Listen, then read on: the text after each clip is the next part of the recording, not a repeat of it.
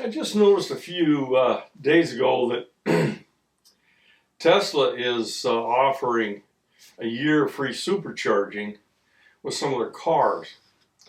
And I got to thinking, I just bought a Model S not too long ago. And I was wondering if they were ever going to come up with any of this free supercharging for a year or 2 years or whatever. So I finally went ahead and bought the car, and here they have just started giving that free year of mileage. Although I don't think it's on the Model S, and that's what I bought. I'm not sure, but anyway, I got thinking about what's it worth, free supercharging for, let's say, a year. If you do the numbers on it, it's really, for a year of supercharging for someone that's doing, say 15,000 miles a year, it's worth about $500. And I'm not sure it makes that much difference. It's a nice little marketing gimmick, but the only time it would be really, really beneficial, I mean, this is assuming you're using all supercharging. The only time it'd be really beneficial if somebody piles up a lot of miles in their car.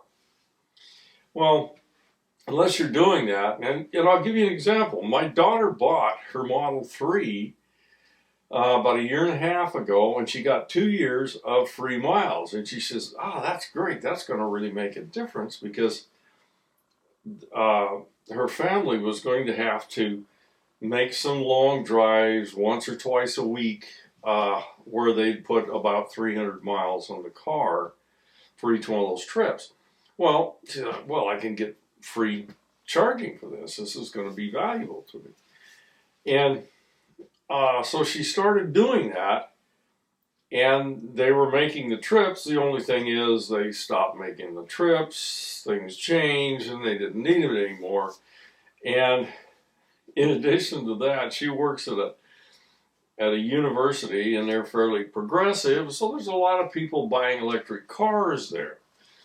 Well, she used somebody's referral code and got 1,000 miles free, and then other people used her referral code, and she had about 5,000 miles free, which she'll never use because she already has free supercharging. So, I'm not sure it was much of a value to her. And of course now this COVID's come around, and she's not driving hardly at all. It sits in the garage most of the time. And I thought about my own situation.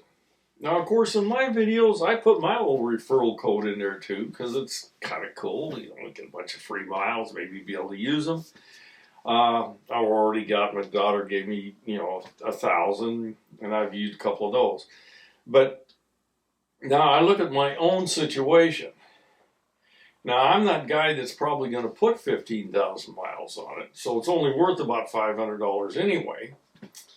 And I look at where, and by the way, when I say it's worth $500, that's considering a charging in the garage, comparing it to charging in the garage of your house, and with a per kilowatt charge of a little under 9 cents a kilowatt. So yeah,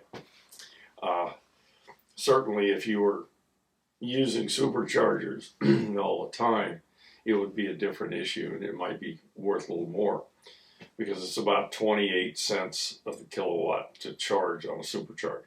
Anyway, I looked at my own situation, and even if I had free miles, which I do actually, I'm probably not going to use very many of them.